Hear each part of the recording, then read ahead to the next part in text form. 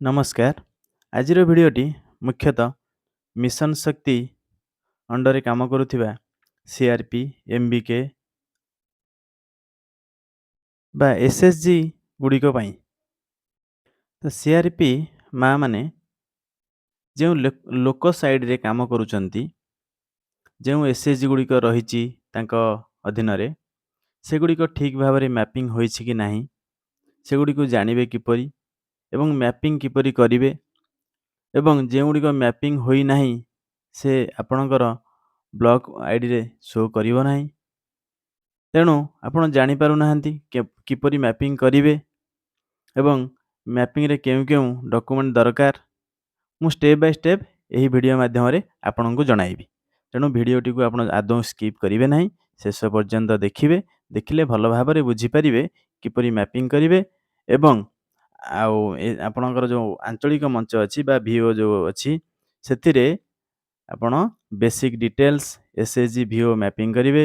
ଆଉ executive committee ସେଥିରେ change କରିବେ, ଇସି ମେମ୍ବର କାହାକୁ ରଖିବେ, ପ୍ରେସିଡେଣ୍ଟ କାହାକୁ ରଖିବେ, ଏସବୁ ଆପଣ ଚେଞ୍ଜ କରିପାରିବେ, ଅପଡ଼େଟ୍ କରିପାରିବେ।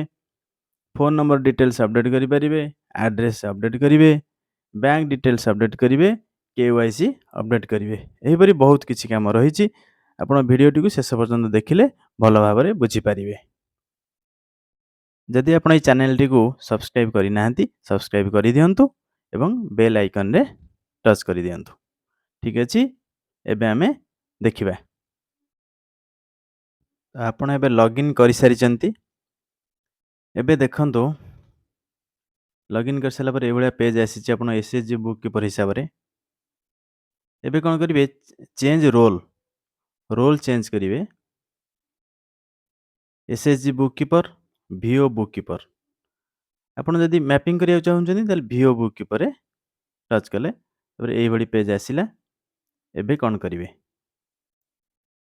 ଏବେ ଭିଲେଜ ଅର୍ଗାନାଇଜେସନ୍ ଯେଉଁ ରହିଛି ସେଥିରେ ଟଚ୍ କଲେ, ତାପରେ ଏଇଭଳି ଆସିଗଲା ଆପଣଙ୍କର। ଏଥିରେ ଦୁଇଟି ରହିଛି, ଦୁଇଟି ଭିଓ ରହିଛି ବା ଆଞ୍ଚଳିକ ମଞ୍ଚ ଦୁଇଟା ରହିଛି। ଆପଣ ଯେକୌଣସି ଗୋଟେ ଚୁଜ୍ କରନ୍ତୁ। ଏବେ ଦେଖିବା କ'ଣ କରିବା। ଏଇଭଳି ସବୁ ଆସିଲା, ଆପଣ ଏଠି ଫିଲ୍ଅପ୍ କରିକି ଆଜ୍ଞା ଯିବେ ଷ୍ଟେପ୍ ବାଇ ଷ୍ଟେପ୍। ଦେଖନ୍ତୁ ମୁଁ ଯେମିତି ଫିଲ୍ଅପ୍ କରୁଛି। Meeting frequency, first VO name, local name ଯଦି ଚେଞ୍ଜ କରିବେ, ଆଉ formation date, promoted by, new କି ରିଭାଇଭ୍ଡ, ମନ୍ଥଲି କେବେ ଆପଣଙ୍କ ମିଟିଂ ହେଉଛି, ୱିକଲି କି ମନ୍ଥଲି, ଆଉ କେଉଁ ଡେଟ୍ରେ ମିଟିଂ ହେଉଛି, ଏହିଭଳି ଗୋଟେ ଗୋଟେ ଫିଲ୍ଅପ୍ କରିକି ଯିବେ। ଟେନର୍ ଅଫ୍ ଇଲେକ୍ଟେଡ୍ ଅଫିସର ବିୟରର୍, କେତେ ଦିନ ହେଲାଣି ସେମାନେ ରହିଲେଣି, କେତେ ମାସ ହେଲାଣି, କି ଆପଣଙ୍କର ପ୍ରେସିଡେଣ୍ଟ ସେକ୍ରେଟାରୀ। ଏହାପରେ ଆପଣ ରେଜୁଲେସନ୍ କପିକୁ ଅପଲୋଡ଼ କରିବେ। ଦେଖନ୍ତୁ ଭିଓ ରେଜୁଲେସନ୍ କପି ଅପଲୋଡ଼ କରିସାରିଲା ପରେ ଆପଣ ସେଭ୍ କରିବେ। ସେଭ୍ କଲେ ଡାଟା ଅପଡେଟେଡ୍ ସକ୍ସେସଫୁଲି ସେଭ୍ ହୋଇଗଲା। ଓକେ। ଏହାପରେ ଏଇଭଳି ପେଜ୍ ଆସିଲା, ଗ୍ରାମ ପଞ୍ଚାୟତ ଚୁଜ୍ କରିବେ। ଏହାପରେ ଭିଲେଜ, ଆପଣ କେଉଁ ଭିଲେଜର କାମ କରୁଛନ୍ତି ସେଇ ଭିଲେଜଟା ଚୁଜ୍ କଲେ। ତାପରେ ଆପଣଙ୍କର ଆସିଗଲା ଅନମ୍ୟାପ୍ଡ ଏସ୍‌ଏଚ୍‌ଜି ଆଉ ମ୍ୟାପ୍ଡ ଏସ୍‌ଏଚ୍‌ଜି। କେଉଁ ଏସ୍‌ଏଚ୍‌ଜି ମ୍ୟାପ୍ ହୋଇଛି ଆଉ କେଉଁ ଏସ୍‌ଏଚ୍‌ଜି ମ୍ୟାପ୍ ହୋଇନାହିଁ। ଦେଖନ୍ତୁ ଏଠାରେ 13ଟି ମ୍ୟାପ୍ ଅନମ୍ୟାପ୍ଡ, 6ଟି ମ୍ୟାପ୍ଡ। ଆମେ ଗୋଟେକୁ କେମିତି ମ୍ୟାପିଂ କରିବା, ଅନମ୍ୟାପ୍ଡ ଅଛି ତାକୁ ମ୍ୟାପିଂ କେମିତି କରିବା। ଦେଖନ୍ତୁ ଏଠି ମ୍ୟାପ୍ଡରେ ମୁଁ ଟଚ୍ କରୁଛି, କ'ଣ ହେଉଛି ଦେଖିବା।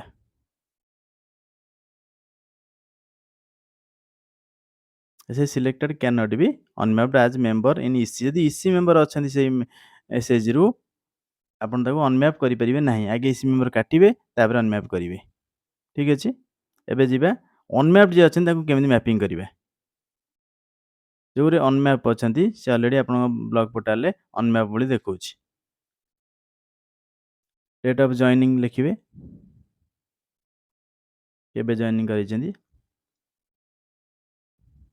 ମୁଁ ଗୋଟେ ଡେଟ୍ ଦେଲି, ଆପଣଙ୍କର ଯେଉଁ ଡେଟ୍ରେ ଜଏନିଂ ହେଇଥିବ ସେଇ ଡେଟ୍ରେ ଏଣ୍ଟ୍ରି କରିବେ। ଓକେ, ସେଭ୍ କରିସାରିଲା ପରେ ତଳେ ଦେଖନ୍ତୁ map and upload the SHG ଏଥିରେ ଟଚ୍ କରିବେ।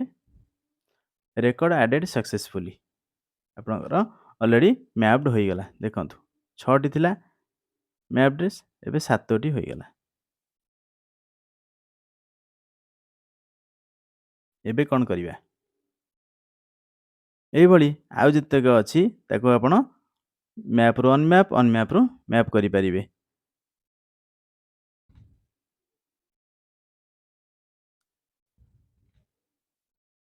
ଦେଖନ୍ତୁ ମୁଁ ଆଉ ଗୋଟେ ଭିଲେଜର ଦେଖିଲି, ସେଠି ଦେଖନ୍ତୁ ଅନମ୍ୟାପ୍ଡ ରହିଛି 11ଟି, ମ୍ୟାପ୍ଡ ଅଛି 0। ଠିକ୍ ଅଛି, ଆମେ ଚାହିଁଲେ ଏବେ ବ୍ୟାକ୍ କରିପାରିବା, ନହେଲେ ଏବେ ଦେଖିବା ଆଉ ଗୋଟେ ଆପଣ କେମିତି ମ୍ୟାପ୍ଡକୁ ଅନମ୍ୟାପ୍ଡ କରିବେ।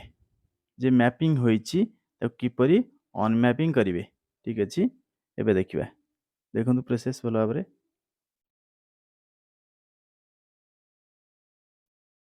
18ଟି ଏଠି ମ୍ୟାପ୍ ହୋଇଛି। ଆମେ ତାରୁ ଗୋଟେ ଯେକୌଣସି ଗୋଟେ ଦେଖିବା ଅନମ୍ୟାପ୍ଡ କରିବା କେମିତି। ଦେଖନ୍ତୁ ଗୋଟେ ଦେଖିଲେ ରାଣୀ ଲକ୍ଷ୍ମୀବାଇ ଆସିଛି। লিভিଂ ଡେଟ୍ ଆଜି ଡେଟ୍ ପକେଇଲି। ରିଜନଟା ଦେବେ କ'ଣ କେଉଁ କାରଣରୁ ଆପଣ ଅନମ୍ୟାପ୍ କରୁଛନ୍ତି। ଏସ୍ଏଚ୍ଜି ଇନ୍ଆକ୍ଟିଭ୍ ଅର୍ ଡିଜଲ୍ଭ, ଆକ୍ଟିଭ୍ ନାହିଁ କିମ୍ବା ସେ ଭାଙ୍ଗି ଯାଇଛି। ସେଟଲ୍ କଲେ, ସେଭ୍। ସେମିତି ତଳେ ଦେଖନ୍ତୁ unmap and upload the SHG data uploading. Okay, record added successfully unmap ହୋଇଗଲା। ଆମର ଥିଲା କେତେଟା?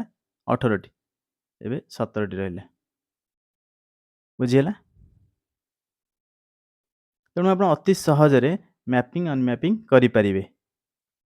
ଏହା ବ୍ୟତୀତ ଆପଣଙ୍କର ଆଉ କ'ଣ ସବୁ କାମ ଏଥିରେ କରିବେ? ଏଇ ଆଇଡ଼ିରେ ବା ଏସ୍ଏଚ୍ଜି ଭିଓ ମ୍ୟାପିଂରେ ଆପଣ ଆଉ କ'ଣ ସବୁ କରିପାରିବେ?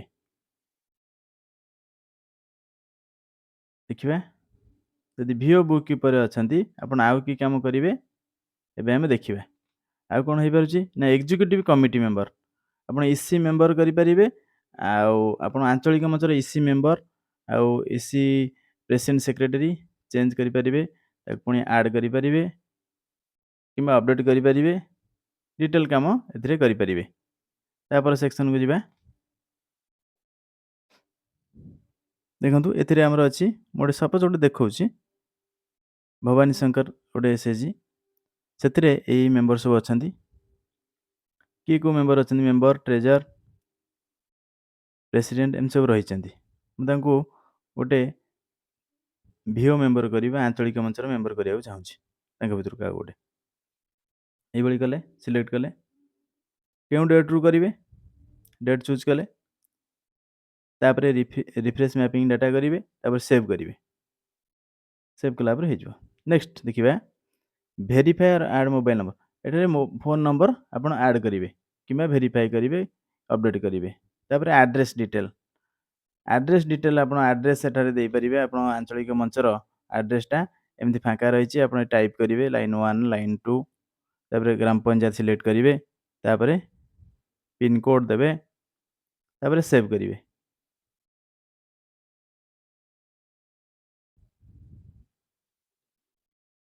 ତାପରେ ଦେଖିବା ଆପଣଙ୍କର ବ୍ୟାଙ୍କ ଡିଟେଲ୍ସ ଆଭେଲେବୁଲ୍ ଏଠାରେ ନାହିଁ, ଆମେ ଏଠାରେ ଯୋଡ଼ିବା। କିପରି? ପ୍ରଥମେ ଆଇଏଫଏସି କୋଡ଼, ତାପରେ bank name, branch name, account type, account number. Account number 2 ଥର ଟାଇପ୍ କରିବେ। କାହିଁକି ନା କାଳେ ଗୋଟେ ଥରରେ ଭୁଲ ହେଇଯିବ, ସେଥିପାଇଁ 2 ଥର ଟାଇପ୍ କରାଯାଏ। ଆକାଉଣ୍ଟ ଓପନିଂ ଡେଟ୍ ଏଣ୍ଟ୍ରି କରିବେ। ଏହାପରେ ପାସବୁକ୍ର ଫାଷ୍ଟ ପେଜ୍, ଯେଉଁ ପେଜ୍ରେ ଆପଣଙ୍କର ଡିଟେଲ୍ ସବୁ ଥିବ ତାହାକୁ ଏଇ କ୍ୟାମେରା ମାଧ୍ୟମରେ ଯୋଡ଼ିବେ। ଆଉ କ'ଣ କରିବେ? ତାପରେ KYC ଡିଟେଲ୍ ଦେଖନ୍ତୁ ଆସିଗଲା। KYCରେ ପ୍ୟାନ୍, ଟ୍ୟାନ୍ ଆପଣ ଆଡ଼୍ କରିପାରିବେ। ଆଇଡ଼ି ଦେବେ, ପ୍ୟାନ୍ ଆଇଡ଼ି ବା ପ୍ୟାନ୍ କାର୍ଡ଼ ନମ୍ବର ଦେବେ, ତାପରେ ଫ୍ରଣ୍ଟ ପେଜ୍ଟା ଦେବେ। ଏମିତି ଆସିବ କ୍ୟାମେରା ଆସିଲା ପରେ ଆପଣ ତାକୁ ଫଟୋ କରିବେ। ଫଟୋ କରିସାରିଲା ପରେ ଏଠାରେ ଅପଲୋଡ଼ କରିଦେବେ। ଏବେ ଆପଣ ସବୁ ଡିଟେଲ୍ ଦେଖିଦେଲେ। ଆପଣଙ୍କର ଭିଓ ବୁକ୍ କିପର ଆଇଡ଼ିରେ ଆପଣ କ'ଣ କାମ ହେଇପାରୁଛି। ଠିକ୍ ଅଛି। ଆଶା କରୁଛି ଆପଣ ଭଲ ଭାବରେ ଏହାକୁ ବୁଝିଗଲେ। ମ୍ୟାପିଂ ଅନମ୍ୟାପିଂ ଆଉ ଭିଓ ବୁକ୍ କିପର ଆଇଡ଼ିରେ ଆଉ କ'ଣ ସବୁ କାମ ହେବ ଆପଣ ଭଲ ଭାବେ ବୁଝିଗଲେ। ଠିକ୍ ଅଛି, ଭିଡ଼ିଓଟିକୁ ଶେଷ ପର୍ଯ୍ୟନ୍ତ ଦେଖିଥିବାରୁ ଧନ୍ୟବାଦ।